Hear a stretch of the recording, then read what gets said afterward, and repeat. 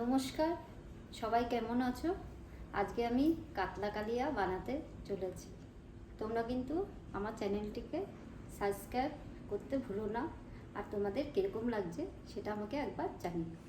এবার দই কাতলা রান্না করার জন্য যা উপকরণগুলো লাগছে সেগুলো আমি দেখিয়ে দিচ্ছি। পেঁয়াজ কুচি, রসুন বাটা, পেঁয়াজ বাটা, আদা কুচনো, জিরা সম্বাদ দেব, দই, টক দই, নুন, চিনি, আর গরম মশলা ফোড়ন দেব, আর জিরা, লঙ্কা, হলুদ আর কাশ্মীরি লঙ্কা দেব। মাছ ভাজাটা সাদা তেলে রান্নাটা করব, আমি সাদা তেলেই রান্না করি। এবার রান্নাটা করব। মাছটা একটু আগেই ভেজে নিয়েছি, এখন আবার একটু ভাজবো। আর তেলটা গরম হয়ে যাক। তেলটা গরম হয়ে গেছে, এবার আমি জিরা ফোড়ন দিচ্ছি আর একটু গোটা গরম মশলা দিয়ে দেবো।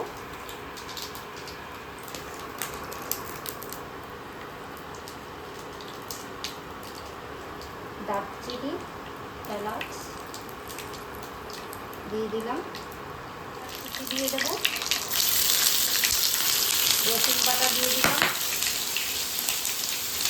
পেঁয়াজ বাটা দিয়ে দিলাম, আদা দিয়ে দিলাম। এইগুলো নাড়াচাড়া করবো, শুধু এই ভাজা ভাজা হবে। মশলাগুলো এক এক করে দেবো, একটু ভাজা হোক, এখনো তো ভাজা হয়নি। পেঁয়াজগুলো একটু ভাজা হবে, একটু ভাজা হোক, গোল্ডেন কালার যখন আসবে তখন আমি মশলাগুলো অ্যাড করব। আমার রান্নাটা দেখছো, কেমন আমি রান্না করছি কমেন্টে জানাবে, আর সাবস্ক্রাইব করে দেবে। এটা হয়ে আসছে, প্রায় বাদামি রং হয়ে আসছে। এখন আমি আস্তে আস্তে অ্যাড করতে থাকবো।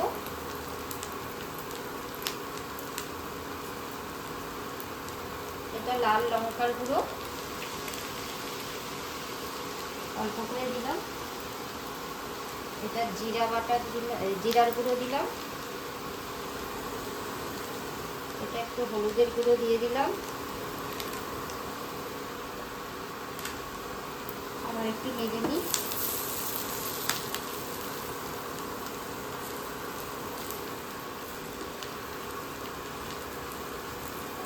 লঙ্কার গুঁড়ো অ্যাড করে দিলাম একটু কালারটা আসার জন্য। আপনারা দেখতেই পাচ্ছেন। আপনাদের যদি এই রান্নাটা কীরকম লাগছে আমাকে অবশ্যই জানাবেন। দই অ্যাড করে দিলাম,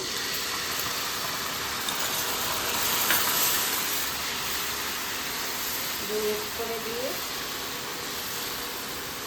তারপরে একটু চিনি দিয়ে দেবো। চিনি না দিলে এটা স্বাদ ভালো লাগবে না। আর নুন তো অবশ্যই, নুন আমি স্বাদ মতন দিয়ে দিলাম।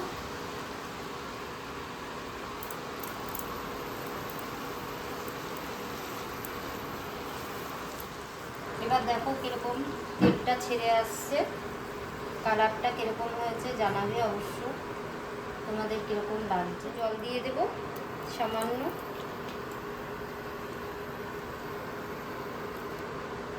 এবার আমি মাছটা দিয়ে দিচ্ছি, আস্তে আস্তে মাছটা দিয়ে দিলাম। এবার নাড়াচাড়া করে প্রায় হয়ে আসছে। ওপর দিয়ে একটু ঘি দিলে দিতে পারি, লাস্টে ঘিটা দিয়ে দেবো এখানে স্বাদের জন্য। আপনারা দেখুন কীরকম হয়েছে। ভালো লাগছে। ঘিটা দেওয়ার কথা ভেবেছিলাম, এখন আর দেবো না। তোমরা দেখো এই রান্নাটা কীরকম হলো, তোমরাও বাড়িতে একবার ট্রাই করো, কীরকম আমাকে কমেন্টে জানাবে। রান্নাটা প্রায় শেষের পর্যায়ে। আমরা যেহেতু গুঁড়ো গরম মশলা খাই না, গোটা গরম মশলা ফোড়ন দিয়েছি। তোমরা যদি চাও গুঁড়ো গরম মশলা দিয়ে খেতে পারো। রান্নাটা আমার শেষ, গ্যাসটা বন্ধ করে আমি ঢেলে নিলাম।